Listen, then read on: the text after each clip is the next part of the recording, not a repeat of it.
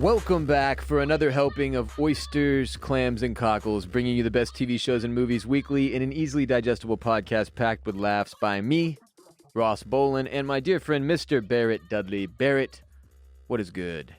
Hey now, what's happening? Oh, you Too know. much, just,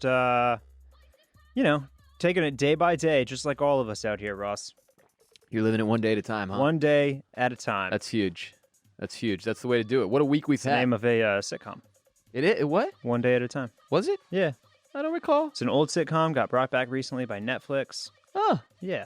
look at you and your knowledge of television history. I just know all the TV shows. You do. So, I've spent, speaking of TV shows, a lot more time watching the BBC than I have our regularly scheduled programming because, shit is chaos. And I just wanted to open today's show with a quick shout out to the BBC because that's been my only real source of sanity as of late. BBC 1, BBC 2, BBC 3, BBC 4, BBC 5, all of them.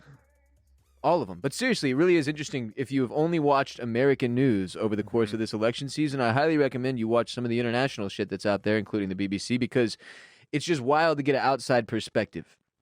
And obviously, one of the issues that we have found in our country over the course of the past, decade in particular, is that our I'm doing air quotes here if you're not watching on youtube.com/Bolen Media, where you can watch every episode of our show if you don't just want to listen.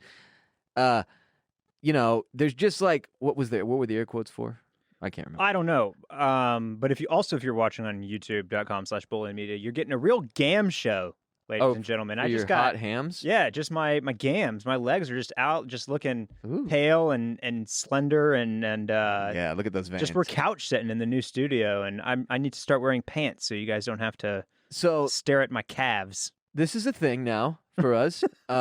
And it's funny because I recorded one episode on a couch at the beginning of this year when the pandemic first broke out. That was with the porn you did? On the Pornhub casting couch I have in my office. Yeah. And Jared had on shorts. Mm-hmm. And it was famously the episode in which I was worried I may have contracted COVID from him after hitting him with a riding crop. And he did, in fact, get COVID. And it was a thing that he noticed in that episode. It's tough to wear shorts and sit on a couch and be on camera. Are you telling me that by wearing shorts on this couch today, I'm probably getting COVID? I'm telling you, I've seen it happen once already. Okay, wow. Yeah. Man, the president has been the president has been set. Yeah, the president has been set.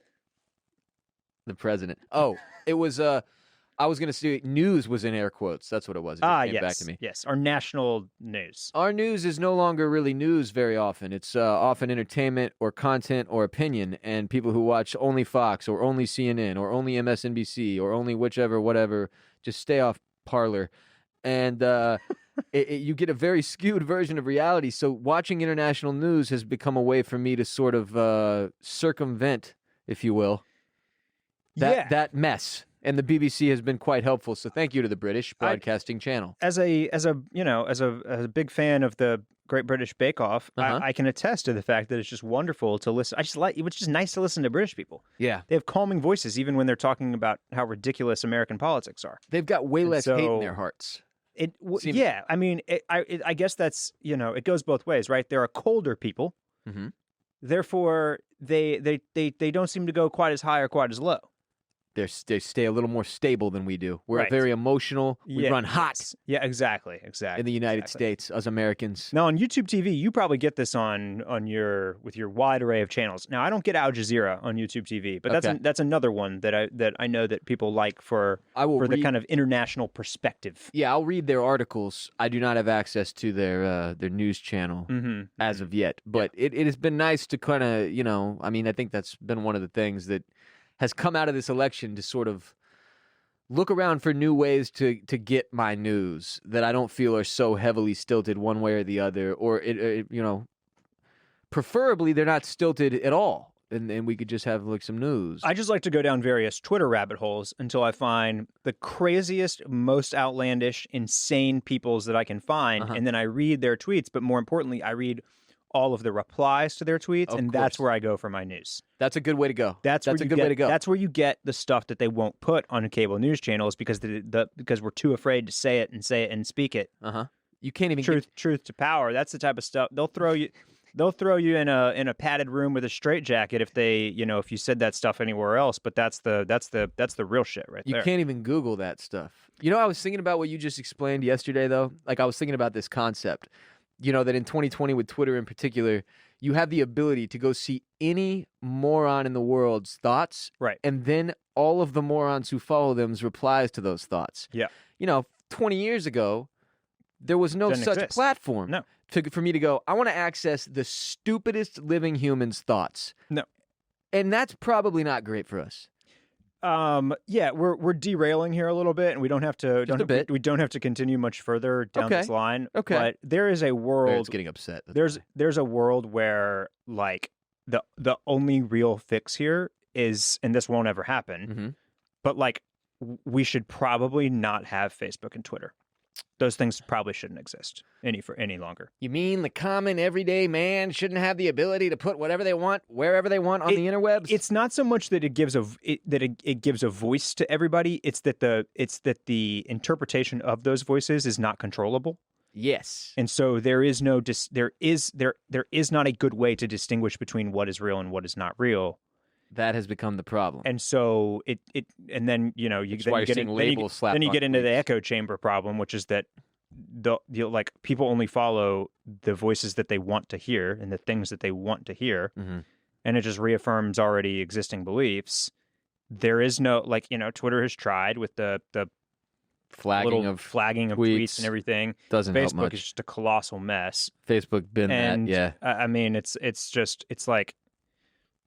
It was just like yesterday, earlier this week, or all this week, like the top 10 most trafficked, links shared and commented on Facebook have all been borderline propaganda. Yeah.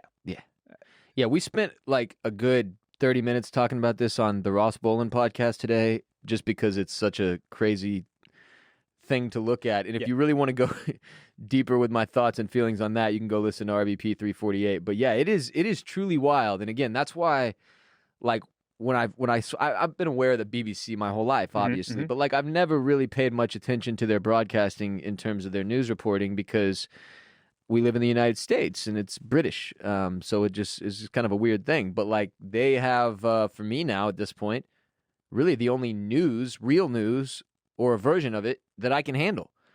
And it's giving me information that I don't feel like it's just been poisoned already in one way or the other. So shouts to the BBC to start today's show, and make sure that you consume real news, or at the very least try to attempt to fact check your shit. And I assure you, Google is at least partially safe still, depending on which country you're in. I mean, yeah. I mean, I've not watched The Social Dilemma yet on Netflix, but they have some nasty things to say about Google as well. But for the most part, I do agree with you that it's not on the same level as the social media platforms, where especially Twitter and Facebook, where the sharing and discussion is so encouraged and such a vital part of those ecosystems. Follow me on Parler. Barrett, follow me. It's WeMe now. You need WeMe and Parler. And WeMe. Also WeMe. Please. Thank you. This episode of OCC is brought to you by Felix Gray Glasses. I constantly have my face in a screen from morning to night. Barrett does too. Looking at MeWe and Parler. So do so many of you, looking at WeMe and Parler all day, every day. And there's no cutting back on screen time. It's just the way it goes in 2020. Mine just continues to tick up and up. Every week I get the little notification from my phone, and it's like, that it's going up, your screen time? Yeah, me too. It's that's the way the world works at this point. To keep up with family, friends, to get your jobs done, we all need screens, and that results in tired, dry eyes, headaches, blurry vision, and trouble sleeping. As somebody who's worn contacts and glasses since they were a little kid, I am all too familiar with the symptoms of tired eyes and dry eyes and the headaches and blurry vision and trouble sleeping that come with them, but not since I've been wearing Felix Gray blue light glasses. They launched in 2016 with the singular focus of offering the most effective computer glasses on the market with all the quality of brand name designer frames. They quickly became the internet's favorite blue light glasses, filtering out 90% of high-energy blue light, eliminating 99% of the harsh glare coming from your screens. They're phenomenal, and unlike other brands who use cheap blue light coatings that are ineffective and can chip or scratch, Felix Gray uses a proprietary blue light technology that's embedded directly into the lens. They've got prescription. They've got non-prescription. They've got readers. Felix Gray has you covered with optical glasses for work and sleep glasses in the evening that are clinically proven to increase melatonin secretion when worn leading up to bedtime. Why would you buy glasses from a company whose sole focus isn't making glasses? I trust Felix Gray because they make the best blue light glasses in the game. Go to felixgrayglasses.com/OCC and get a pair of blue light glasses from the pros today. Shipping and returns are totally free when you go to felixgrayglasses.com/OCC, felixgrayglasses.com/OCC. Check out the Nash frame. I've got those. Also the Faraday. Check those out as well. And now it's time for everyone's favorite segment, Tidbits and Such with Barrett. Aha! Okay. Let's start here with my first tidbit. We went into politics a little bit, so this first tidbit will kind of straddle the fence again here on that. I was in the news, not politics, but yes, sure. Conversation. Yeah, no, same. Yeah. So Dave Chappelle hosted SNL this past weekend. Saturday Night Live, big weekend for Saturday Night Live. Got a lot of headlines. He took about 16 minutes on a monologue. Typically, given him most guests get about 2. He opened with a 16-minute monologue? The monologue was 16 minutes, yeah. Total? I believe so. That's wow, right. wow. Yeah. I watched maybe a minute of that then. Yeah. And while I won't, really dive into like everything that he said, it was classic Chappelle where it was up, where it was down. It started off really hot, and then there were some middle parts where I was like, I don't know what he's talking about, and I'm not sure he's going to land this plane. And then the final few minutes is the piece that I encourage everybody to go watch. And that's the piece I've seen. It was very, very affecting. And was it about that feeling? It was, yeah. He talks about like this feeling, of being mad and being angry and not being seen, and the way that he relates it to like the way that some people feel now versus the way that Black people have felt essentially forever is like just really, really impactful and and he addresses all the hate. I'm sure people have said similar things, but Chappelle is obviously a guy with a really big voice and is able to kind of like put his touch on it and say it in a really kind of interesting way that's of course has some comedy grounded in it as well. And so definitely go watch that. Last night, I had about 30, 40 minutes just kind of like a wrap up with something easy on TV. Mm-hmm. And I noticed that Chappelle Show is on HBO Max now. I believe it's also on Netflix. That was kind of that was a piece of the SNL, is that Chappelle was kind of pitching that he was there kind of to promote a little bit, as the guests typically are. Okay, cool. And so like at the end, everybody is wearing like these jackets or these shirts that have the C Chappelle patch and the SNL patch on like either arm. Oh shit, that's tight. So that was kind of cool. And there's there were really only like one or two kind of legit SNL sketches in Saturdays. One of them that had clearly been pre-recorded, he even sets up in the old way like he did a Chappelle Show sketch. So he does this stand-up bit where he kind of like he kind of like intros the sketch. Right. Yeah. Now let's watch it. Yeah. So I put on the very first episode of Chappelle Show last night, and I watched the original one. I just watched season 1, episode 1 Sunday. Yeah. Because it was on Netflix. Okay. Yeah.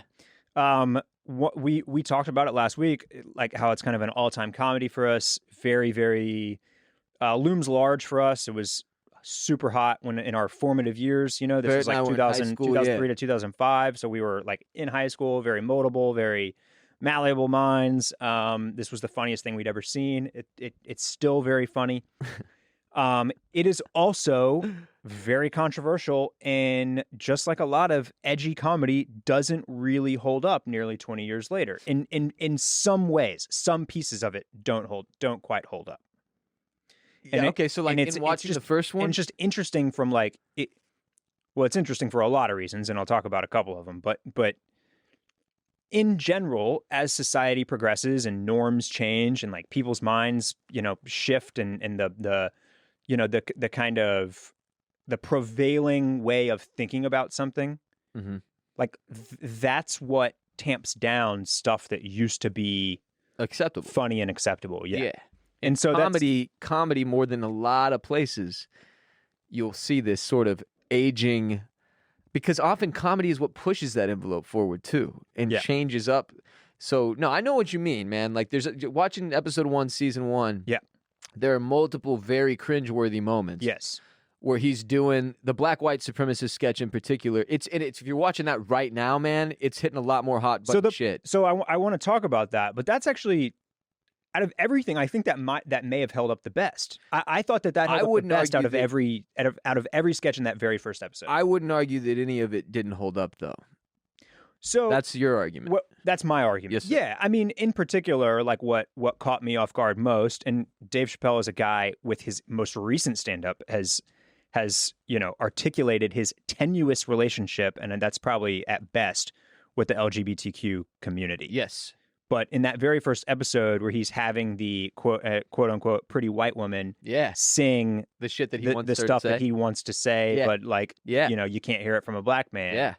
Like one of the things that he has her saying is that like gay sex is gross. He thinks gay sex is gross. Yes. Unless it's lesbians. Yes. That being the joke. So that's like for him as a straight guy. That is a very. You're not saying that in 2020 because it's not acceptable to say. I think it's entirely on the way you look at it, because if the joke is you're a moron if you think male on male gay sex is gross, but you watch lesbian porn every day, that there are layers to his shit, and none of his shit for me hit in the negative way. There were several jokes where I was like, you could absolutely warp this for it to be not PC and inappropriate, but if you looked at it from a comedy standpoint, the joke is built.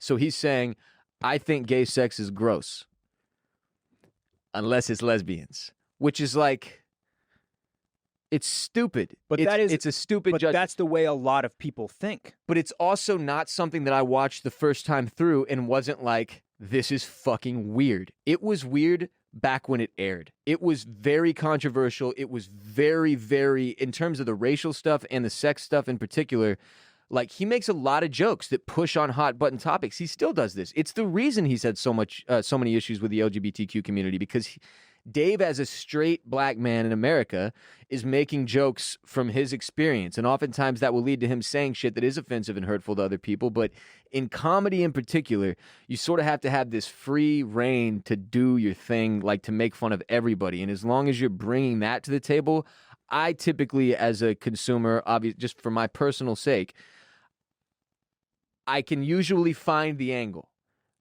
for why it makes sense for a comedian to make that joke. And with that one in particular, I sat there and I was like, yo, this is a really fucking, this joke, like, how would he even tell this in 2020? Like, it's amazing to me that they don't even maybe have to censor it out of the episode, right? It just seems like straight up homophobia. But I think you could argue that the layers to it, that he presents it in a way that it's supposed to be about you.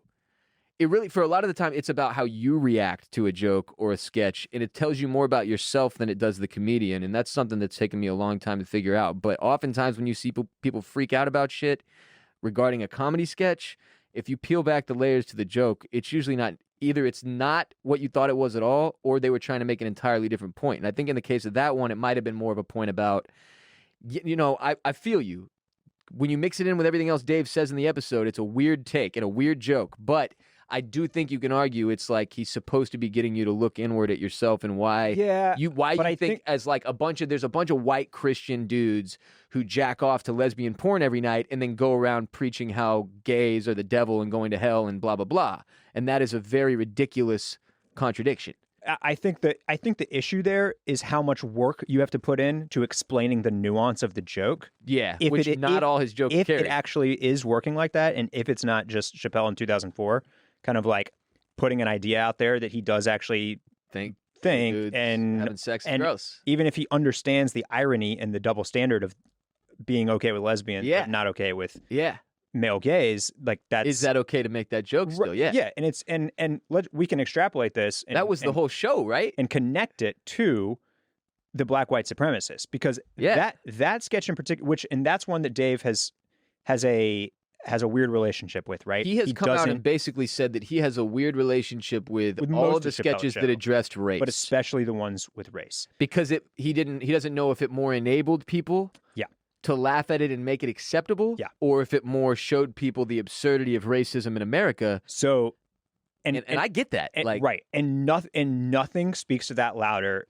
than the black white supremacist, which is one of the most in the first episode, in the very first episode ever. It's one of the most famous sketches ever, probably in comedy, probably third from Chappelle's show after like the Rick James ones.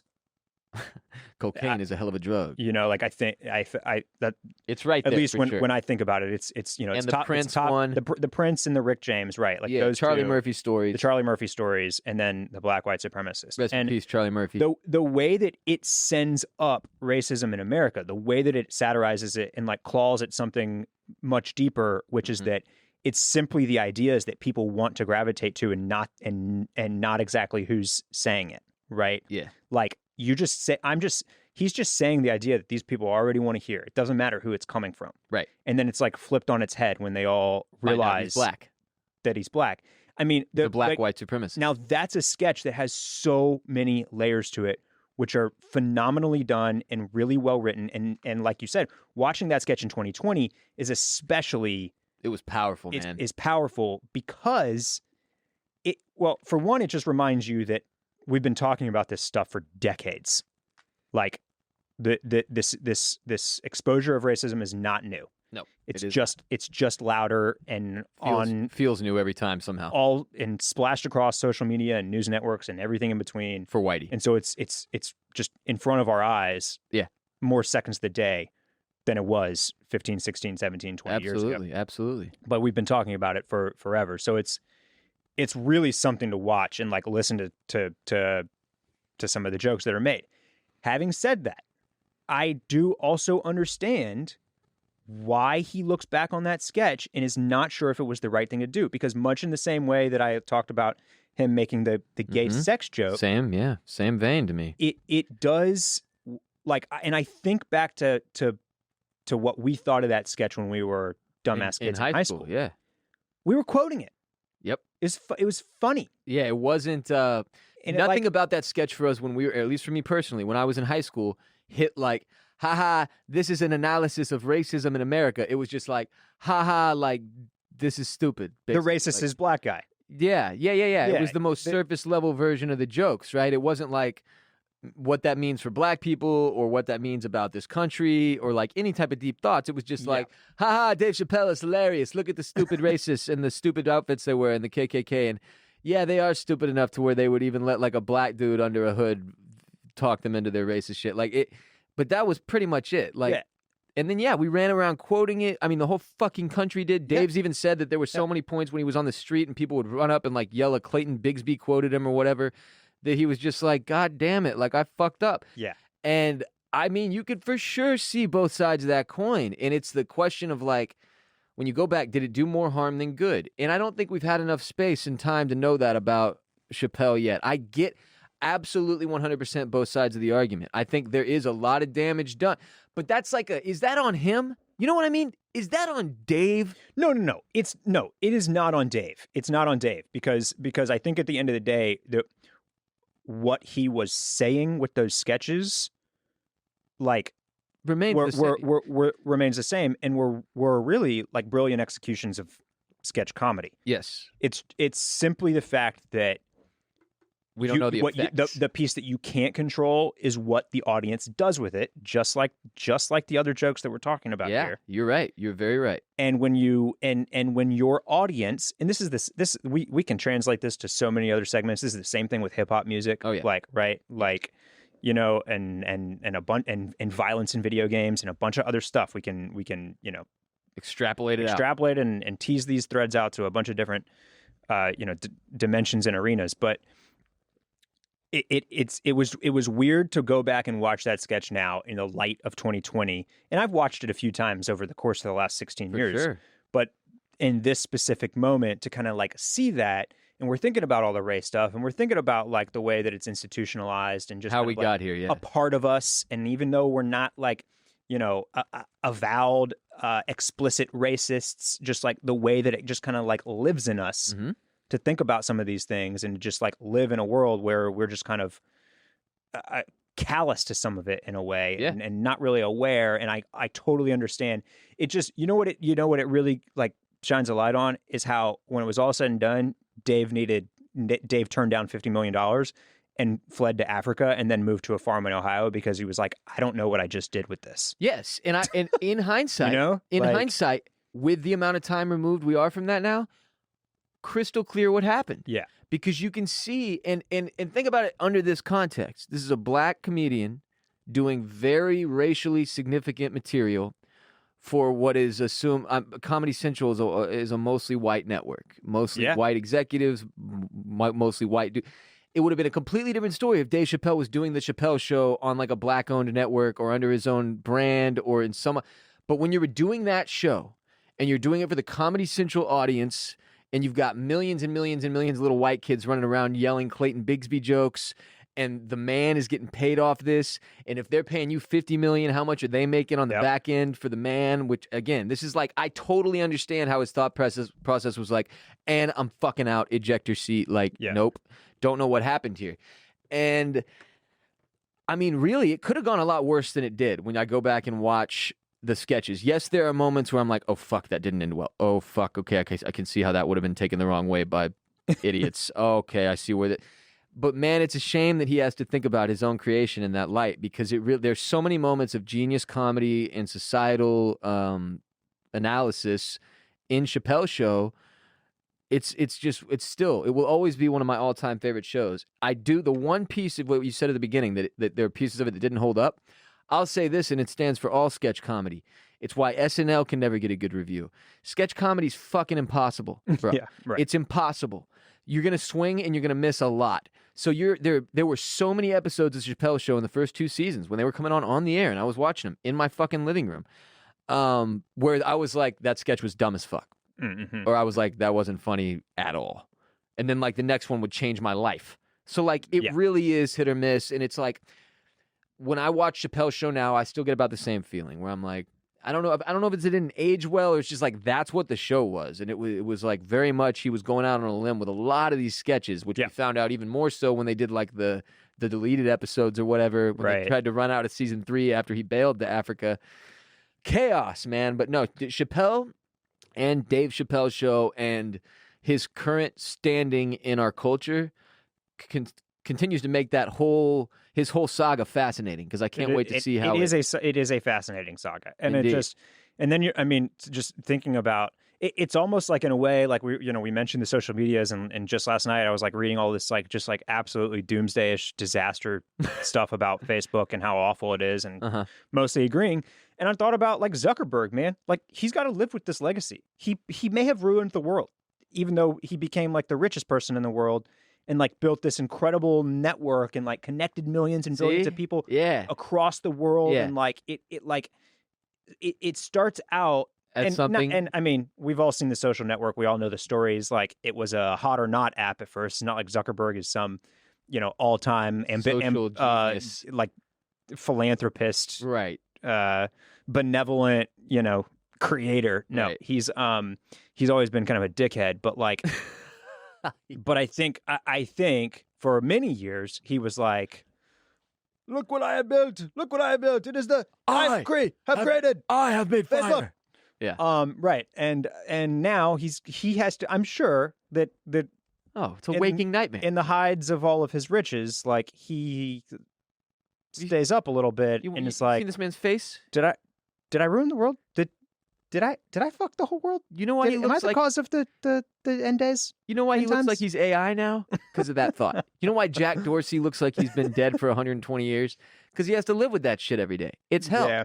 Sometimes you start off on a path to create something with a purpose, and it ends up in a completely different place, or you lose control of it, as Zuckerberg did, and it's no longer about what you want. Yeah. It's about how people use it. And it's the same thing that happened with Chappelle's Show. It wasn't about what Dave's intention was or what he meant by the jokes. It was how people took them and yelled them all around the world at each other, and they meant different shit. Right. And certainly plenty of racists used things like the black white supremacists as hey, look, a sketch about us we can make jokes about and do the quotes and shit. Because that didn't make you feel like necessarily a dumbass if you were a racist. It just pointed to it, right? It didn't really attack it. Right. It just made fun of it in a way that, frankly, you could see people on the wrong side of that enjoying. So that's what made Chappelle's Show so controversial, and it was super interesting to see that they pulled him for SNL this weekend, and that they did the show like on that sort of on like a whim almost, where like half the cast was seemingly drunk, or it was put together very short notice, and it was kind of mayhem, pure sketch comedy mayhem. Yeah. It was okay. I mean, it was an interesting episode for sure. It'll be one that gets talked about, I think, for a few years. I think that's always the sign of whether SNL is doing things right or not. If they're getting talked about, they're doing a good job. If they're not getting talked about, the show is trash. And for people who tune in every weekend expecting to see like hit after hit after hit sketch comedy, show-wise, that's not how sketch comedy works. Yeah. You miss a lot. So anyway, but shouts to Chappelle. Yeah, indeed. Just an interesting. Again, this is something that we'll just continue to study and look back on and think about, I'm sure, for the next decade. Huzzah! Let's continue here, though, in the same vein of the mid 2000s, because I've got another blast from the past for you. Love it. Let's go back to the glory days. Can I interest you in a Wedding Crashers sequel? What? Is that actually? It is. And I'm quoting here, being written. It is being written. By whom? So I'll pull up here. I'm on Collider. Okay. Collider. And let's see. Because what do you even like? They were old in the first one, frankly. Is this going to be like them bringing in a new mentor and they train him how to carry on the Wedding Crashers fucking legacy? And it's going to be... Now I'm on E! Online, and here's a quote from Will Ferrell. Wedding Crashers 2, yeah. Will, who portrayed Chaz Reinhold in the film, confirmed, I think we can just say it's being written. And then a quote from Vince, he says, Owen and I and the director, that was David Dobkin, of Crashers have been talking for the first time seriously about a sequel to that movie. So there has been an idea that is pretty good, so we were talking about that in the early stages. Interesting. So very interesting. I'm fine with this, I would say, is my initial reaction. Okay. I don't look, I mean, if they have an idea that they think is good, that was a magical movie, and I would be okay with seeing more of it. The painting was a gift, Todd. But here's a question for you, and I think about this all the time while I'm watching TV and movies and various things, and you see stuff happen, like in one episode of The Queen's Gambit, which we'll get to in a little bit here.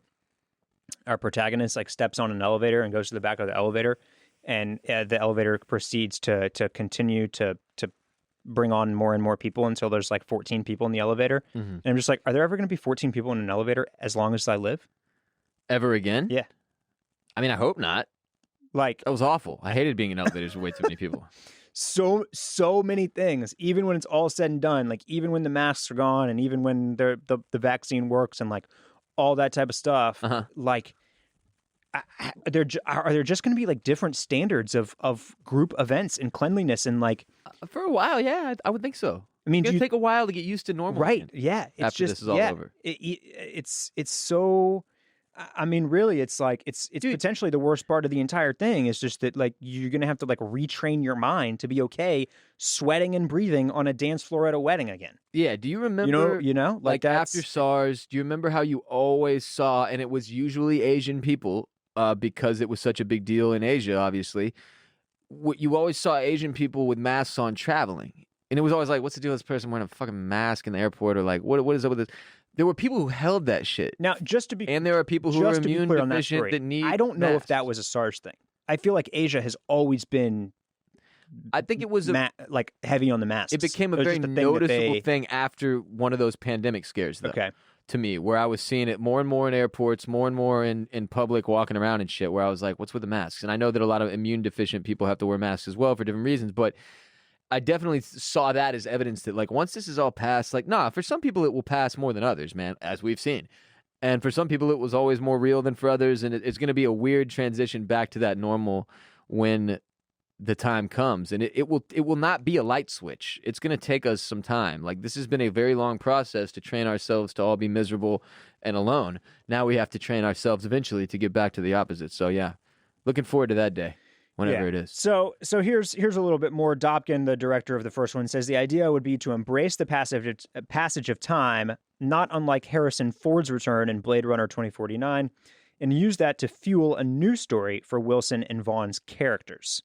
Okay. Interesting. But Wedding Crashers 2 is far from a done deal. As Dobkin says, they're in no rush. and I quote, "So we'll see. We started noodling on it a while ago. We're unclear yet. They're Vince has to noodling on read it, and Owen has to read it. I saw something that seemed like a good start, but there's no rush to go make that movie."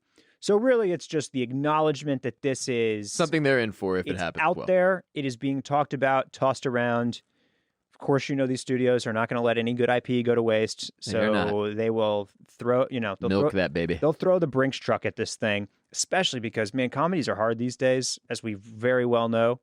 But you take a look at like the stuff like Palm Springs and American Pickle and all that type of stuff. Like, there's still room there. This could be a big time smash. Even if it ends up as like a streamer on Hulu or HBO Max or wherever else. Adam Sandler's pumping out Halloween Hubie and shit. Man, I never watched Hubie Halloween. I still haven't heard it was good. I'm serious. Every single person I know that's watched Hubie Halloween? This wasn't trash. And it's mostly like him doing a bunch of his other characters. Hubie! Yeah, I'm... What are we talking about? Wedding Crashers 2, the sequel. I'm never in for the comedy sequels anymore when they're like, especially 15 years removed, because... Look, and I'm sort of like you. I'm cool with this. And if people want it, that's awesome, man. Like Owen Wilson, Vince Vaughn, go get the bag, do your thing. Right. I'm not going to watch it because I don't like the way they fuck with the legacy of the original movies. I didn't watch the new Dumb and Dumber. I didn't watch the new Zoolander. Those are classic comedies to me. You don't fuck with them. This Wedding Crashers falls into the same vein. I'm not going to do it the disservice of jumping on board for the sequel, but I'm totally cool with them getting the bag and feeding anybody who wants a sequel a sequel. You know what I'm saying? Yeah, yeah. And there's probably 10 movies where I'm like, nope. The two you named are the closest parallels. Yeah, Zoolander. Where they were. These are iconic films, iconic comedy films that they went back to the well way later. Right, where they waited, arguably far too long. Too long, yeah. If you wanted to try really, to revamp that. yeah. Like, dude, Jim Carrey and Jeff Daniels looked. It was creepily old and weird, and that was. Weird. And the other weird part is, like, I'm already thinking about this Wedding Crashers 2 sequel, and like at this point, like now you have to get a SAC cameo, because Bradley Cooper ended up as like a top-notch Hollywood A-lister, like one of the most famous actors in the world. Yeah. Yes, and so I'm thinking about all that type of stuff, and it's like bringing on the politicians to like meet the person on SNL that's playing them, and of course it gets a big audience applause, but it's a cheap laugh, right? So it's obvious, right? I'm thinking one of the issues with these movies when you wait this long is that they're such hallowed ground now that you have no choice but to play to the nostalgia, to play to the fan service that everybody wants. We want a Bradley Cooper cameo in Wedding Crashers 2. But that's not the right move if you're just trying to make the best movie possible. Yes, that's just a nostalgia fan service play. I mean, you spoke to the IP though. They get wrapped up in like. Because think about if you and me were sitting here and we're the movie executives who own Wedding Crashers as an IP. Well, we want to do another one? Okay. Well, how do we get the other one to lead to even more IP and even more money? And then it's like, well, you have to introduce a new guy, right? So let's get Zac Efron, and they'll train him on how to be the next Wedding Crasher, and then Zac Efron can carry the franchise forward. And at that point, you've got your writer, and you're like, all right, here's what we need. We need you to do a Wedding Crashers 2. We want to have plenty of nostalgia. We want to get a Brad Cooper cameo because we want to give a nod to the first one, but we also need this franchise to move forward from here, and we're going to need Zac Efron in here for him to be the next generation of Wedding Crashers, so go ahead and train him, and then can you fit all that into your fucking script? And it's like, fuck, now the movie's done. Right, it's neutered at that point. Yes. So that's what normally happens. Yeah, so... Which is why I get scared. But also, like I said... We'll see. You never know. You never know what they come up with. It would take maybe two people to be like, Ross, I really enjoyed Wedding Crashers 2. You should try it for me to watch it. Like, yeah. But that never happened with Zoolander. That never happened with Dumb and Dumber. Ever. Not a single person ever told me to watch either of those because they knew that I would cut their heads off after it ruined the first one for me. Yeah, let's get a sequel to Envy, though. That's the one they need to do a sequel to. Jack Black, Ben Stiller, bring them back, Envy 2. Barrett and I are there. Yeah. All right. Any other tidbits and such? No, that really wraps it up. I mean, I guess QG, the old Queen's Gambit, is sort of tidbits. It's coming up next though. But do you want to? Yeah, you want to take a breather for a moment, or for what? a hot second? I'll do one of these ads that support us and keep us in business. Yeah, let's hear from a sponsor. We'll talk Queen's Gambit. This episode of OCC is brought to you by Birddogs, makers of the most comfortable all-purpose shorts in the world. You can literally wear them to do anything, anywhere, at any time. And now they've got pants as well for the wintertime, the most breathable, comfortable, incredible pants ever made. You can wear them for a nice meal out on the town or in the office, and they look great, and nobody will even know you're 1,000 times more comfortable than they are in your Birddogs. They're shockingly comfortable. Honestly, it feels like you're walking around in the world like Winnie the Pooh with a shirt on and no pants, but you are wearing pants. They're just bird dogs. Or shorts. They're just bird dogs. And they dry faster than a bathing suit. Bird dogs. You can hit a workout, jump straight into the pool, get out, dry off in the sun, wear them to drive around in your Tesla because you have a Tesla now. Then drive that Tesla back home and wash it with your golden retriever Elvis because you're wearing bird dogs, and bitch, you can do anything. Go to birddogs.com and enter the promo code DRAGON when you check out, and they'll throw in a free pair of nunchucks so you can defend yourself from the soup terrorists. That line's from when we were covering The Boys. Nunchucks are back, though. Go to birddogs.com, enter the code DRAGON, and get yourself free nunchucks with your order. Bird dogs. You will never want to take them off. They're a safe space for all your most valuable possessions. And now, Barrett, you've been watching Queen's Gambit. I haven't started yet. Obviously, a very hot show right now. And today, I wanted to give you the opportunity to pitch not only me, but the rest of the Clam fam who maybe haven't started Queen's Gambit yet on the show. And I think it's a good show to pitch here because while the Clam fam, constantly pitches and suggests shows to us, a lot of which we adopt and take on and really enjoy. Huzzah. This is one that I've not seen them talking about, strangely. I haven't been hit by a lot of y'all about this. That's true. But I'm being hit, and I'm seeing it, and I'm hearing the chatter, and I'm seeing the tweeters and the twatters. So I'm sure that you're aware of the X-Man, the Marvel X-Man from the from the comic books named Gambit. I am. He's got cards that fly with fire and a staff, I want to say. And then the band Queen, famously, Freddie Mercury famously portrayed. Maybe good, maybe not so good from Rami Malek in an Oscar award-winning movie, though, that probably didn't deserve any of them. It was okay. Great band, though. Great band. I mean, who doesn't love Queen? Queen, right? Queen was great. Yeah. So you've got the Queen and you've got the Gambit. This show has nothing to do with either of those things. Okay, so no X-Men. No X-Men, no Rami flaming Malek. cards, no Rami Malek, no Freddie Mercury, no greatest hits of Queen, no rocking you or anything, unless that rocking is happening on a chessboard. Can I interest you in some sexy chess playing, Ross? Is this really about chess? Did you know that chess could even be sexy? I frankly didn't. Not since I watched the movie Finding David Copperfield back in 1996. That was the sexiest I've ever seen chess get. So The Queen's Gambit on Netflix is a limited series. It's like 8 or 9 episodes, maybe only 7. I can't even remember. And I'm not a binger. And I started this over the weekend, and I'm already through 4 episodes. Okay. And it's about chess. And it's kind of a fish out of water story. Huh. We've got an orphaned girl. What time frame are we in here? Well, so here's the other piece of it that I love. Can I interest you in the 1960s? You can. Hell yeah. Absolutely I love can. the 1960s. Why do I love this era so much, man? Every time it's on screen, I'm just like, you know what I wish every time I see it? I wish that you could, probably the first place I'm going, if they ever introduce travel that also involves time. Time travel. Time travel. Right. Because, man, we're seeing Mexico City in the 1960s. We see Las Vegas in the 1960s. On this show? Yeah. I love thinking about places like Vegas in the 1960s is awesome. It's insane. I love it.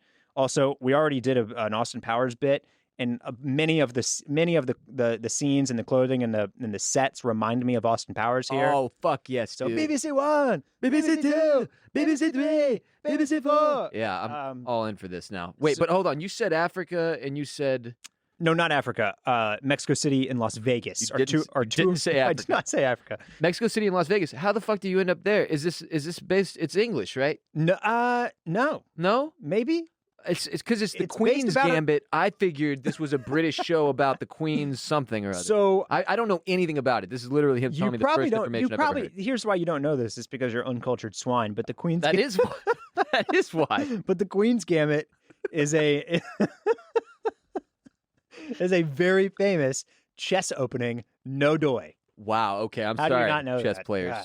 I don't know. I even own a chessboard. Equally That's as famous as the Sicilian defense. I'm a big fraud. That's what it is. I'm a chess fraud. I'm a chess fraud. Okay, so it's a show about chess. Yeah, what it's about.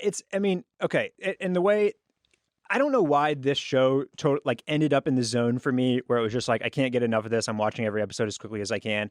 But I think it's because in my current rotation, like everything that I'm watching right now is very genre. So I've got I had Bly Manor, which was horror, and I had Yellowstone, which is Western. Yellowstone, which is Western. Fargo is very mobbish right now in this crime one. It's the crime one. So I didn't just have any. Yeah, I didn't just have any straight up human interest, human drama. You know what I mean? story. And so even though this one is technically, I guess, like a period piece, which is also a genre, it's just very much about, like I said, it's this orphan girl learns to play chess, happens to be absolutely brilliant at it. And then it's this, and so far about halfway through the series, we grow with her from about 8-9 years old to being in her older adolescence, like about to graduate high school. And she is a dominant world-class chess player who is now starting to take on all of these grandmasters and travel to these exotic locations and kind of like, it's just her. So it's the story of her and dealing with her various demons and relationships. And I kind of joked about it up front, chess is obviously kind of a barrier to entry, I would say, for a lot of people, because they're like, I don't want to watch a show about chess. But the chess, it's just really like, I think if you like games at all, if you like chess, if you know how to play, Laura doesn't know how to play chess, and she is fully enjoying this show. There you go. So you don't even need to know. It's a very, it kind of, what it does in the very beginning that's kind of cool is show you how the mind of a genius chess player probably works differently than yours. Okay. Because it is so mathematical. Like being good at chess is being good at math, essentially. Right. And like and combining the beautiful mind thing. Yes, exactly. It's like combining the ability to see a million different functions and options, moves angles, at one steps time, ahead, and then having the intuition to read another player at the same time. So it's like poker with math, and it's very, very, that piece of it is sexy, right? Like that the knowledge of what it takes to play chess. Like, and that sort of like intelligence used for victory. Yeah. Is a sexy concept. Right. Still. Yeah. Totally. The acting is top notch. The set, like I already talked about, the sets, the clothing, all very fun to see the 60s brought to life in a neat way here. And just all around like a show that I am very much enjoying watching as quickly as I possibly can. Yeah, I'm looking forward to getting into this one, especially because it's being heralded as perhaps one of the best things Netflix has made in 2020, perhaps in the last few years. It is based on Walter Tevis's 1983 novel of the same name, starring Anya Taylor-Joy, who I believe plays your main character named Beth, if I'm not mistaken. Yeah, and you're going to recognize her from a couple other things. Okay. Let's see. I'll pull up. I can click on her little IMDb page. We've also got a game. Oh yeah, bro, I recognize this chick. Yeah. We've also got a bit of a Game of Thrones connection. She was in The Witch. That's right. Yep. Live deliciously. We've got our man. One of the his name's slipping my mind right now. You got a Game of Thrones guy? Jojen Reed. Oh. And for our non-GOT watchers, can't imagine there are many of you. You probably recognize him as the little kid from Love Actually. We've got him in there. And Thomas Brody Sangster. Yeah, the old the Sangman, the Sangster man. Arguably the shittiest death in Game of Thrones. Arguably. So let's just. Do you mind if we just go on another tangent? I do not ever. Do not ever mind. Okay. Speaking of things aging. Uh-huh. As the days and the years go by, mm-hmm. I'm not positive how good Game of Thrones is going to be looked upon when it's all said and done. It's going to be very interesting to see what we think in 20 years about Game of Thrones as a whole. Yeah. Because that is so hit or miss when it comes to fantasy stuff in particular, with how it ages, with the technology, with like Lord of the Rings got lucky, bro. There are other ones, and really you can go watch like some of the second trilogy where it's more reliant on CGI, where you're like, I don't know if this is gonna look good in a little bit, man. And the more I go back and like think about Game of Thrones, that scene in particular with Jojen getting a little girl throwing fucking magic fireballs to try to save him from skeletons popping out of the ground, that didn't look good to begin with. No, but and even more than that, what I'm thinking about is just like how we in its run, we were all like, oh my God, they said it couldn't be adapted, but they're doing it. They're really doing it. Yeah. No, I think it kind of wasn't adaptable. Were they doing it? Yeah. Thinking about Jojen and Myrriah got me thinking about like how important all that stuff was supposed to be. The Reed family, and like it was, the Reed father was the one that like saves Ned Stark at the Tower of Joy. There's so much that they cram into these books It also speaks to why George is never going to finish these motherfuckers because they can't be finished. They can't. And it's like the Jojen and Myrrah storyline is unequivocally tied to the Bran storyline, which, when it's all said and done, is the worst thing in all of Game of Thrones through all the seasons. The entire Bran storyline is pretty shitty, and you try to tie in like the Jojen and Myrrah stuff, which is supposed to be really cool and supposed to have all this weight, and it falls completely flat and ends up with a fucking skeleton throwing a fireball at Jojen and killing him, and like the whole thing is just kind of a disaster. The whole Bran thing, which ends up being the most important thing of the story, is all dog shit. And Jojen and Myrrah, who are supposed to be like these really cool, like kind of mythical, something's going on here. What's the tie to the Tower of Joy and the history with the families and their history dad with the families and all that? And the show couldn't figure that out. It reminds me of Arya's House of Black and White storyline. That's exactly what. Oh, really? She was. We talked about how annoying the Bran storyline kind of was, and then of course ended up being. Yes. And the next thing we talked about was House of Black and White, because that's the piece of Arya's story that was supposed to be most integral to her end game, and then didn't matter at all. We all fell in love with Jock and Agar. Yep. Didn't see him again. Like there were so many instances of that in Game of Thrones where, as a result of what you just spoke to, there being so many things packed into the books and them trying to pick all the cool ones and make sure they could fit them in, that they really didn't fully flesh out the story. You didn't even get what you were supposed to get a lot of the time. And that's where George R.R. Martin is inevitably struggling to figure out how to. I mean, that's what makes his circumstances so strange, is he has seen some things play out on screen that he has not yet played out in a book that he now has to Like, he knows how they went on screen. Mm-hmm. Certainly that impacts his decision-making moving forward. Like, to pretend that the show didn't impact the way he's writing the books is literally impossible, in my opinion. So I don't know what this all looks like when it's said and done. I don't think we ever get any other books out of this old guy. I really am with you there. I don't think that happens. I doubt very much, if I'm just guessing, that seasons 1 through 5 will ever be impacted in my brain as one of the best things to ever be put on TV. Right. That's kind of, and that's where I think I settle too, is that the first 5 seasons are pretty much masterpieces. I can't be swayed on those, I don't think. Yeah. No matter the time that passes. That'll be something for me that I'm watching like at 85, and probably like my grandkids will be like, this is trash. Grandpa, why are we watching this? Yeah. You probably, well, first of all, Anya Taylor-Joy, very interesting background. When you pull her up, it lists her as American, Argentine, and British. Okay. But she's also very unique looking. Also, yeah. Mm-hmm. Yep, has a very unique look. You didn't you watch the Dark Crystal something or other? She's she's the voice of Brea in that. And then you're aren't you a member of the Peaky fucking Blinders? I am. She's in that. Hey, how about that? She was also in Split. Which I watched. So that's one of the things that I recognize her from. Is she was the little girl that was being held. Yeah. Yes. And she's in the New Mutants, which was the throwaway movie that they like held on to for 3 years, and then they finally pooped it out like in the middle of the pandemic, and we're like, nobody needs to see this. Yeah. But that's our girl Arya, our girl Macy Williams, also in the New Mutants. Probably just a really bad movie, but I'll never know. They gotta stop taking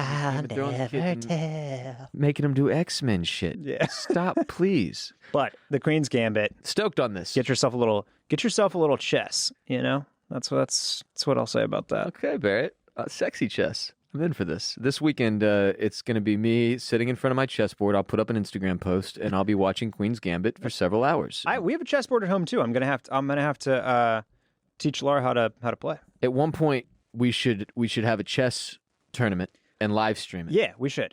I was in the chess club when I was in like 3rd grade. So was I. Hand up. But I definitely never learned any moves or openings or closings or anything like the crazy strategies that these chess nerds know. I don't know what you like get fucked up by. I don't know what like bishop to queen 4 means. Really. I can set a chessboard, and I know this for a fact because my cleaning lady sets it up incorrectly every week, and she doesn't need to clean it. It's a chessboard, but I have to go back and set the pieces every single week, and I learned how to play chess. I was in chess club when I was a little kid, but you think chess is fun and cool until you play a chess player who knows how to play chess with the strategies, that knows 6 moves ahead of you, that has laughed at every moron they've ever played, that's done the dumb shit that you're doing. That you're going to do. And then you walk away, and then you don't play chess for about 14 years, and then later somebody brings up Queen's Gambit, and you get reminded that chess is kind of fun, and then the process repeats itself if you're not a chess player. You get fucking pounded by these people. You play with somebody that knows, like, there's like, I can't think of the name of the opening, but there's like one thing that people usually do, and you can like have somebody in checkmate in 3 moves. And then they'll do that to you. Yeah.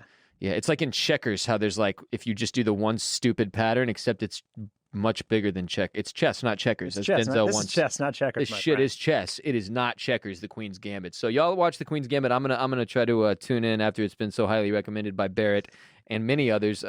Like Barrett said, shocking we haven't heard much from the Clam Fam about this, so I'm interested to see what y'all's takes are. And again, holler out on social media. This is not about the Queen of England. Right. Nor is it about the X-Men Gambit. The X-Men Gambit or taking a big risk. It's the Queen's Gambit, which is a chess move in which the piece, the queen, she has to risk something. She's got to make a gambit. I wonder if that analogy sort of plays into the show. It might. It could. Huh. I don't want to give too much away. Is it a double or triple entendre? We'll have to find out. We will have to find out. This episode of OCC is also brought to you by Echelon.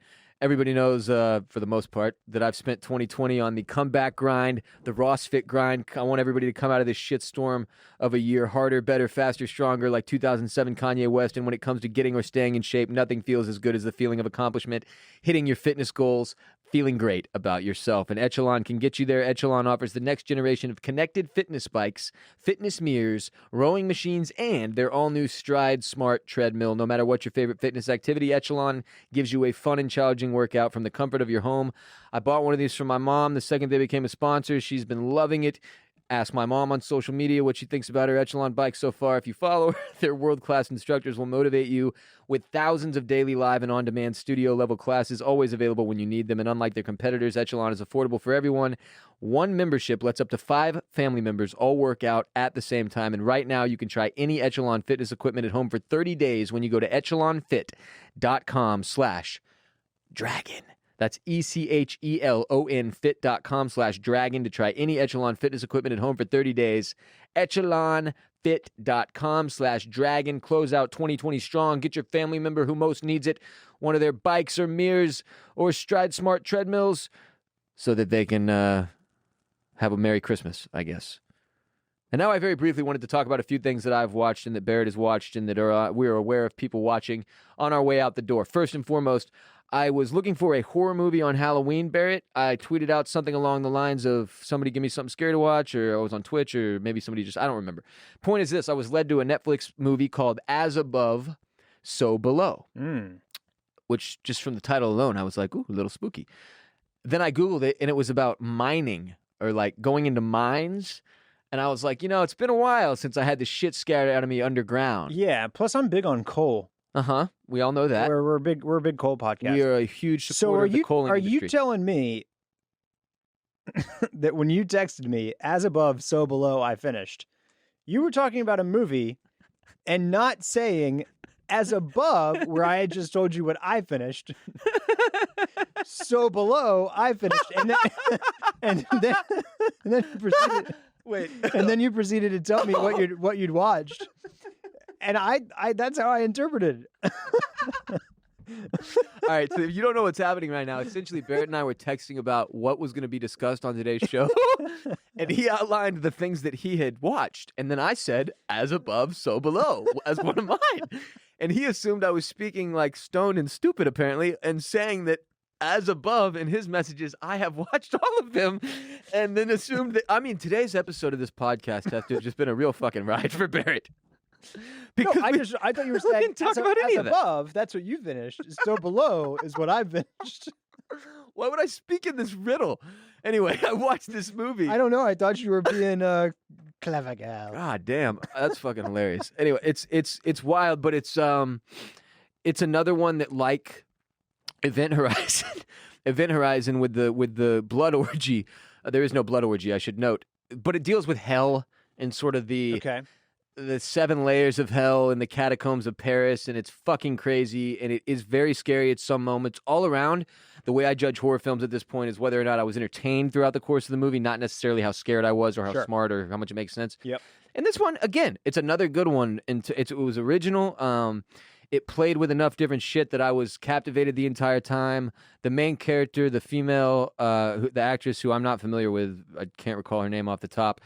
Phenomenal job. It's hard to do these horror movies that are like really outlandish and ridiculous and not overact. Like not try to be so serious that it's like dramatic. Sure. When everyone you're watching is like, come on, chill out. Yeah. It's as above, so below. She did a great job of like riding the line there, and all in all, I found it to be very entertaining. So if you're looking for a scary movie this weekend to watch, thank you to everybody who recommended As Above, So Below. Ended up being enjoyable. Definitely one that I would recommend for people who love horror movies, not necessarily if you're just looking for a good movie. Let me say that. Horror movie, genre, judged differently. This is a good movie as a horror movie. If you just clicked on this and were like looking for something great to stimulate the old brain, you're not going to get it out of As Above, So Below, unfortunately. Also, wanted to note, Barrett is done with Bly Manor, speaking on Halloween and spookiness and hashtag creepy month, which is past us, obviously. I have one episode remaining. It's past us on by. I almost did what everyone who's ever been in a relationship knows is the ultimate betrayal by watching the finale without the girlfriend after I'd promised I would to be able to talk about it today, and then I decided I enjoy my life at the moment, so I'm not going to do that. I have one left. Bly Manor has been the surprise of 2020 for me. I have thoroughly enjoyed every episode. You're a Bly guy. I'm a Bly guy. I like the slowness. Give me all the love stories. This was a funner. As a guy who's watched far too many hours of American Horror Story, this is like if American Horror Story was done well for people who aren't just there to jack off on blood or whatever.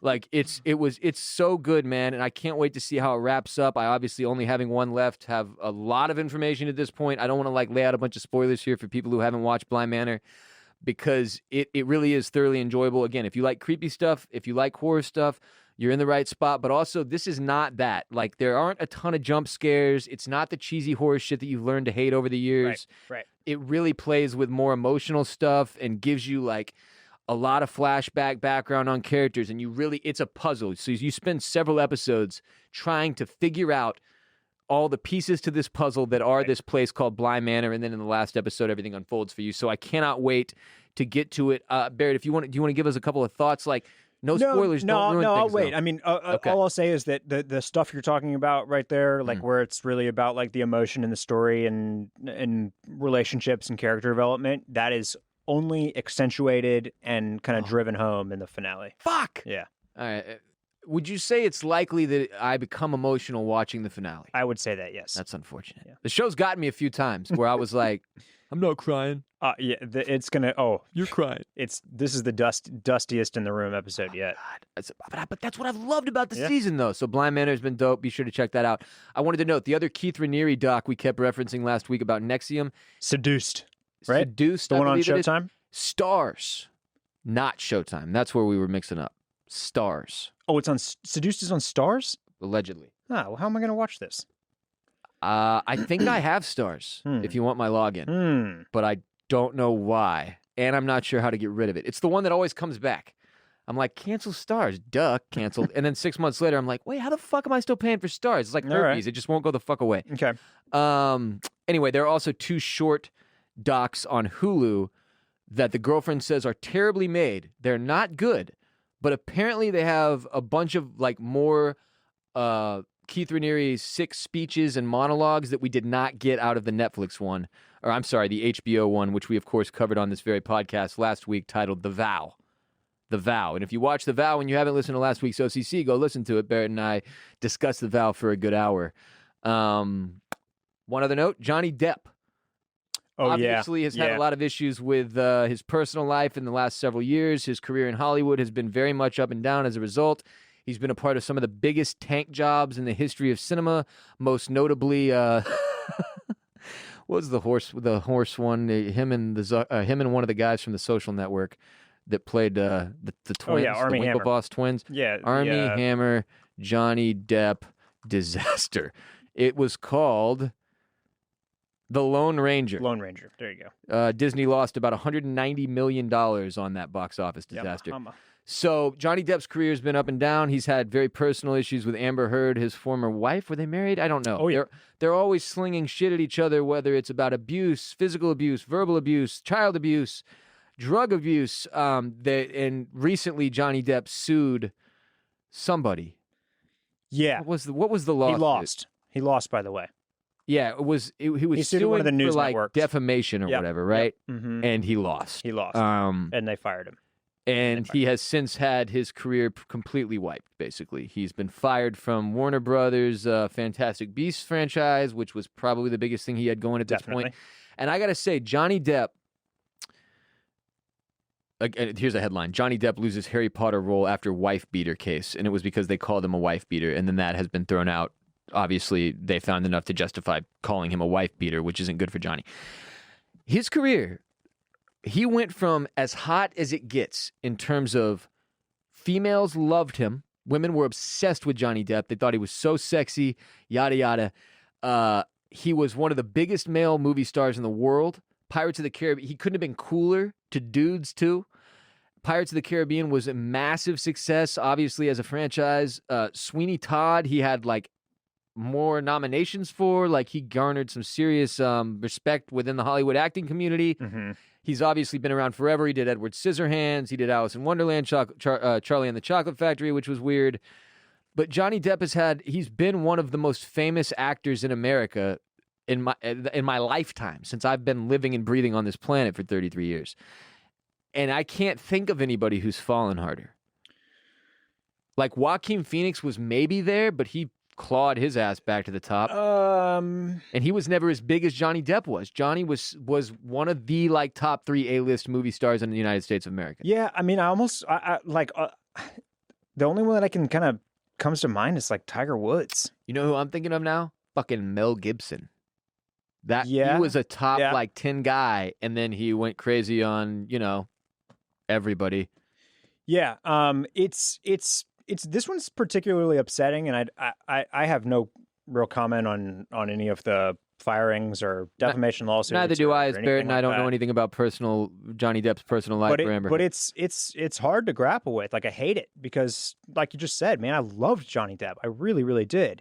And like, beyond the first couple of Pirates movies, which were phenomenal, like I love even the shitty stuff he did, like The Tourist with Angelina Jolie. Now he made some real bombs too, like the Mr. Mistopheles one. That's not what it was called, but it was called. It was. I wish it like was that. called that. And the Murder on the Orient Express was pretty trash. Also, Jellicle Cats, that was shit. Lone Ranger, not good. He did the one about the God, I didn't even see this one, the computer one, where like the files are in the computer. Oh yeah, the files are in the computer. That was what it was called, actually. Yeah, so he's made some real dog shit over the last decade as well. And so it's like the two things combined, like what is going on with you picking movies, and also are you a shitty person as well? Like it's really unfortunate, man. It sucks. You hate to see it. I'm on 2009 in his IMDb is the last movie I can find where I'm like, that might matter. Which one was that? That would be Public Enemies. Okay. It's also 2009? Tourist was 2010, Rango 2011. Then it was basically really shitty Pirates of the Caribbean movies into a 21 Jump Street cameo where we were like, maybe Johnny Depp is still cool. And then The Lone Ranger came out and lost all of the money and no one cared. And it was like, oh, that's not good. Then Mordecai. Oh, wow. Yeah. Oh, wow. That's the one I was calling Mr. Mistopheles. Then shit got really, really ugly there for a minute. Then Fantastic Beasts. And it's like, hey, see? Maybe you get. And then, oh, no, obviously you're a trash human and you can no longer be in the Harry Potter franchise. Yeah. Anyway, they're doing Pirates of the Caribbean, another one, I think. So he's still got that going for him. Maybe they're not. No, I'm sure he's been fired from that, too. Anyway, Johnny Depp, damn shame.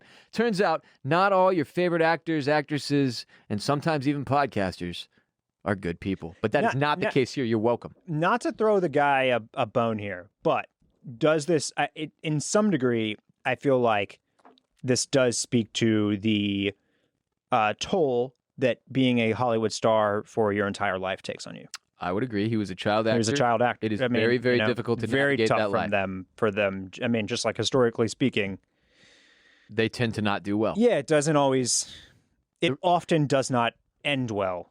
If you grew up your whole life without any real boundaries and rules, and you feel like they don't apply to you, and then you sometimes end up being a trash person, and that's the way. Yeah, not to mention you've had like just untold gobs of money for most of your young adult and adult life. Who knows how many substances you put in? How many pots you smoked, Barrett, over the years? A lot of pots. I mean, when you smoke the marijuana like a cigarette, too many times, too many days, you do murder. It can really weigh on you. Everybody knows it. And that will do it for today's episode of OCC, produced by Myrriah, Gossett, and Moody Garcia of Permanent Record Studios in Austin, Texas. Huge thanks to our sponsors from today's show, of which there were, I believe, 3. Felix Gray. Go to felixgrayglasses.com/OCC. Birddogs. Go to birddogs.com and use that code DRAGON to get your free nunchucks. And, of course, echelonfit.com/dragon to try any Echelon fitness equipment at home for 30 days. Support our sponsors for supporting us. That's how we keep the show going and growing, and y'all are awesome. Thank you so much. If for whatever reason you don't need some of the best products known to man in the form of our sponsors, then you can go to patreon.com/oystersclamscockles and sign up for one of the tiers there to get more OCC ad-free exclusively on Patreon each and every month. Moving into 2021, Barrett and I are going to be changing up the way things work on Patreon and what we're doing there. And we've got a very special announcement coming in the coming weeks. We're not sure exactly when we're going to make it yet, when we're going to make that announcement yet, but it is going to be huge. It is going to involve Patreon in 2021. It is going to be a singular project, if you would, and you're all going to be very excited to hear about it. I can promise you that. But for the remainder of November, we will continue to do what we have been doing on Patreon throughout the course of 2020, which is to bring you 4, if you're in the Mollusk Militia, ad-free, exclusive episodes of OCC, 3 if you're in the Crustacean Nation, and then the other tiers dictate what you get access to. And you can see right there on the page at patreon.com/oystersclamscockles how everything works. And very much looking forward to what we've got going in 2021 on the page. So if you have never been a part of the Patreon family, if you've never been a part of the people that financially support this show in exchange for ad-free episodes, I can promise you you're going to pay attention. You're going to want to pay attention to what we've got going on Patreon next year. Follow us on social media for updates on this very podcast and things like what we will be doing on Patreon next year. We are on Instagram at oystersclamscockles. We are on Twitter at clamsandcockles and facebook.com/oystersclamscockles. You can follow me, Ross Bolen, on Twitter, Instagram, and Snapchat at WRBolen, and also listen to my other show, the Ross Bolen Podcast, brought to you by Bolen Media, wherever you listen to OCC. And as I touched on at the top of the show, we spent a good deal of time this week discussing how the news, particularly in the United States, is a total and utter shitstorm that needs to be solved in some way. Also, I go live a few times a week on Twitch. If you love Twitch, if you know about Twitch, if you don't know about Twitch, it's a community, or it's a platform where you can go live streaming video games, and people can watch you, interact with you in the chat. It's a fun community. We have a blast. Twitch.tv/BossRollin. That's Ross Bolen with the B and the R reversed, is where you can find me a few times a week live at night playing Warzone, Fall Guys, Among Us, Grand Theft Auto, Apex Legends, and more. Twitch.tv/BossRollin. Mr. Dudley, where can we follow you on social media? At Barrett Dudley on Instagram and Twitter. And then, of course, oh my God, catch me on Parler and WeMe. Yeah, we just got a text from our buddy at Conspiracy Theorist 6969 XXX. Thank you, Barrett. Yeah, our friend just sent us a text message to our text group. The headline: AMC Studio 30 permanently closes after 27 years. I actually saw this earlier or last night, I think.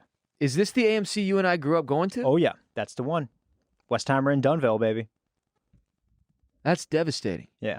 I don't know how many times I said, Mom, drive me to AMC 30 or whatever we call it. And it wasn't that close of a drive. Far as fuck. It was like 20 minutes across town, man. It was like, it's the middle of goddamn the other side of the city. It was closer than the Edwards Marquee Theater, though. So that shit was literally 20 minutes down. That was 20 minutes, yeah. Yeah, that was not. Anyway, sad. Yeah. And still rooting for the movie theater business. Look, this vaccine thing could really fix our movie theater situation in the next 2 years. Yeah. Just got to hold on tight.